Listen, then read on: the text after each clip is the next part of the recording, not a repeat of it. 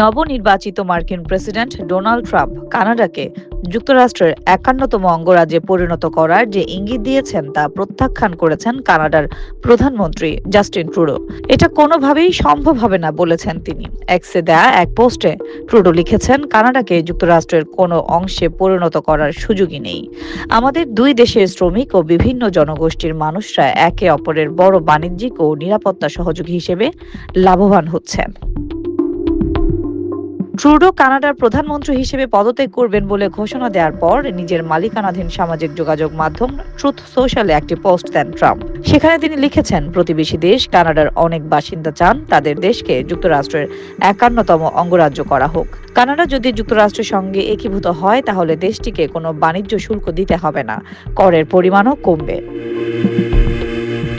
এরপর মারে লাগোয় ট্রাম্পের কাছে সাংবাদিকরা জানতে চান তিনি কানাডাকে যুক্তরাষ্ট্রের সঙ্গে একীভূত করার জন্য সামরিক শক্তি প্রয়োগ করবেন কিনা।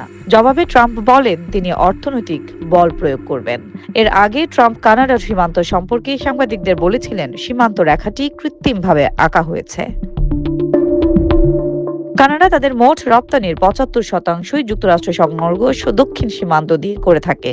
দীর্ঘদিন ধরে ট্রাম্প অভিযোগ করে আসছেন, যুক্তরাষ্ট্রের সঙ্গে বাণিজ্য করার মধ্য দিয়ে কানাডা একপক্ষীয়ভাবে লাভবান হচ্ছেন। কানাডা থেকে যুক্তরাষ্ট্র আমদানির ক্ষেত্রে ২৫% শুল্ক আরোপ করারও হুমকি দেন তিনি। এদিকে কানাডার পররাষ্ট্রমন্ত্রী মেলানি জোলি বলেছেন, ট্রাম্পের মন্তব্যগুলোয় বোঝা যায় কানাডা কিভাবে একটি শক্তিশালী দেশ হলো তা বোঝার সক্ষমতা তার একেবারেই নেই। হুমকির মুখে আমরা কখনোই পিছপা হব না। নিজ দল লিবারেল পার্টির জনপ্রিয়তা কমে যাওয়ায় দলীয় আইন প্রণেতাদের চাপের মুখে সোমবার কানাডার প্রধানমন্ত্রীর পদ থেকে সরে দাঁড়ানোর ঘোষণা দেন ট্রুডো। দলীয় নতুন নেতা নির্বাচন না করার আগ পর্যন্ত তিনি প্রধানমন্ত্রী পদে বহাল থাকবেন।